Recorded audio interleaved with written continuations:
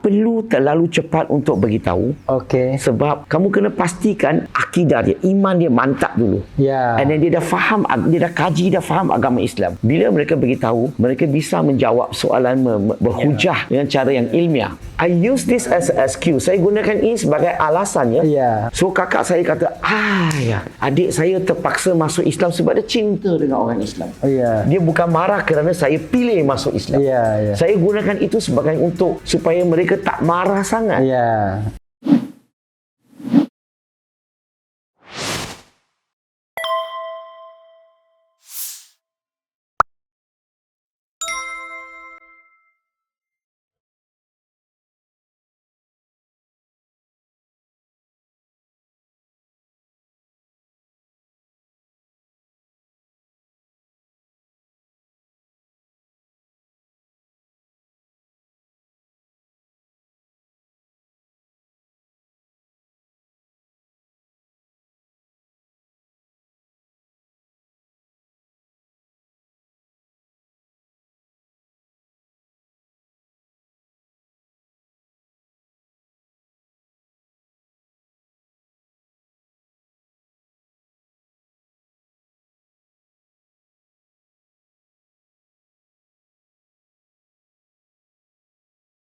Ini kita lanjutkan lagi percakapan kita, Lim, ya.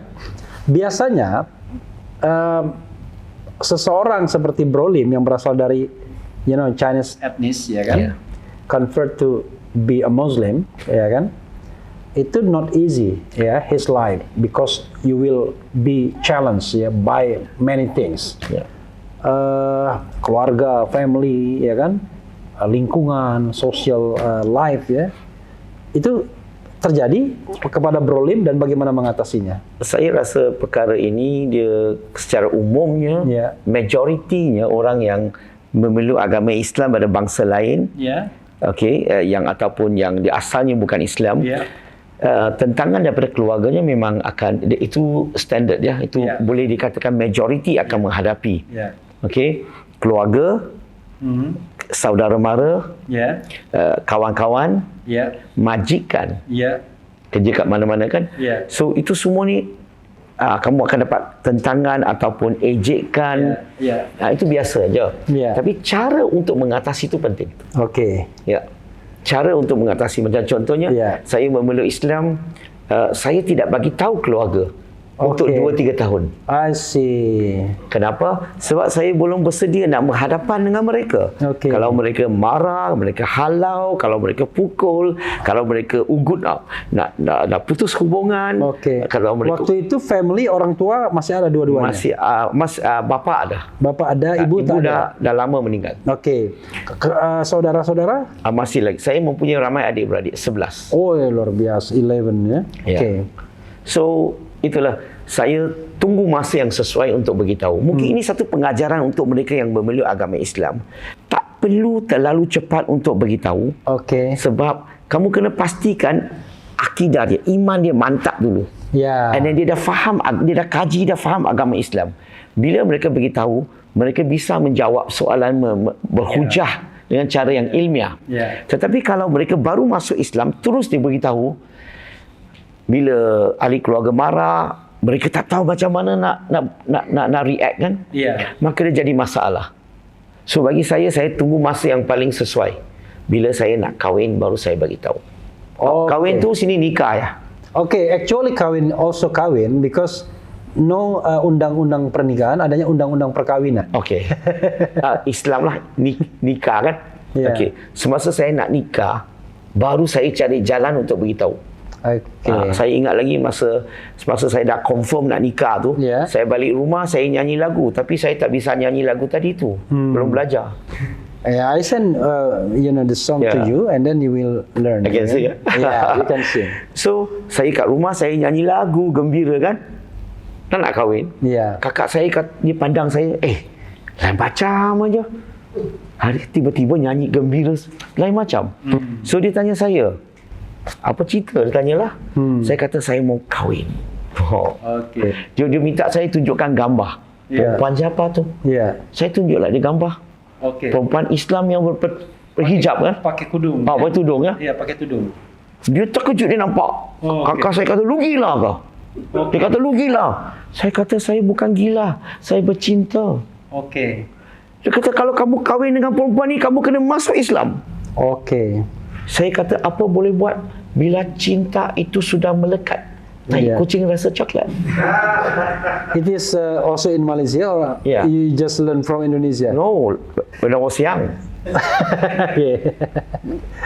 Okay, so and I use this as an excuse. Saya gunakan ini sebagai alasan, ya.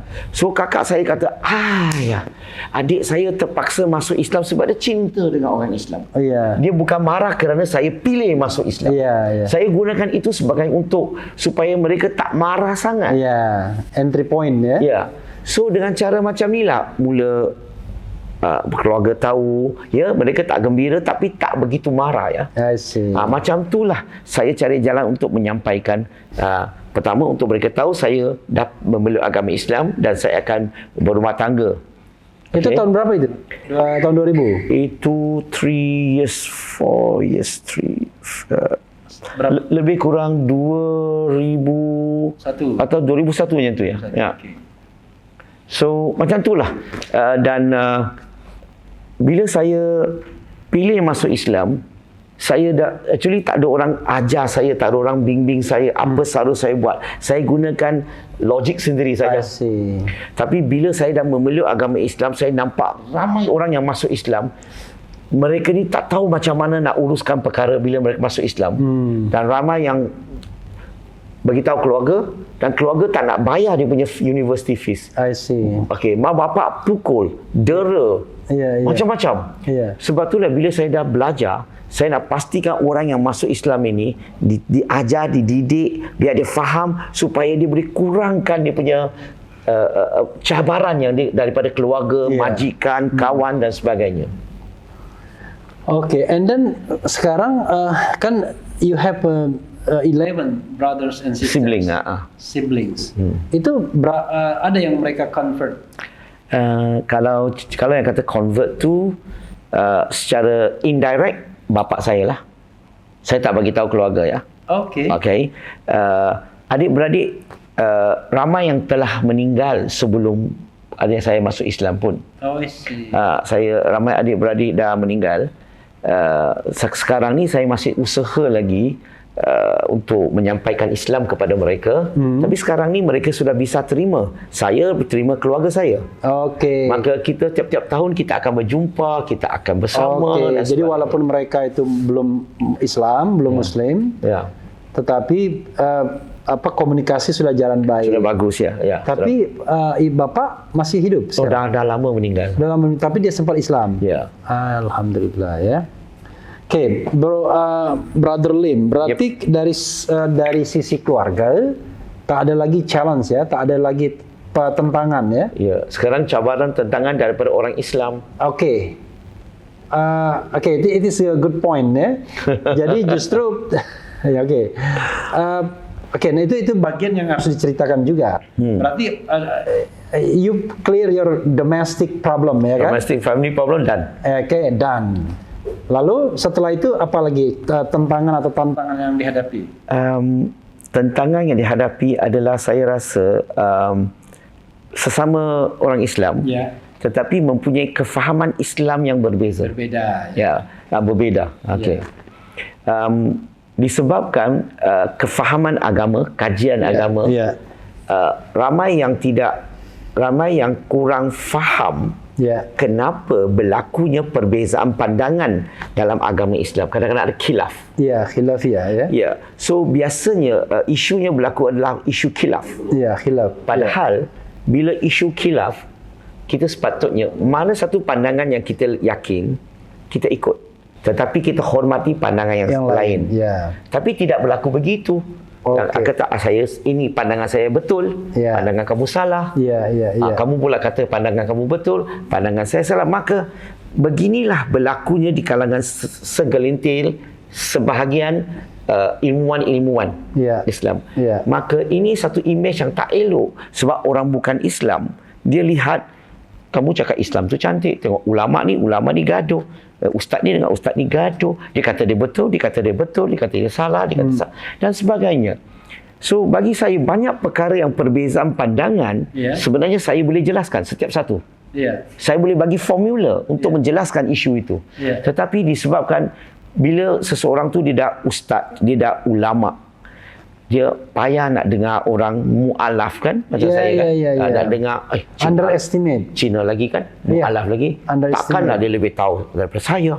Saya kan ada degree, ada master, ada PhD, so payah mereka nak dengar.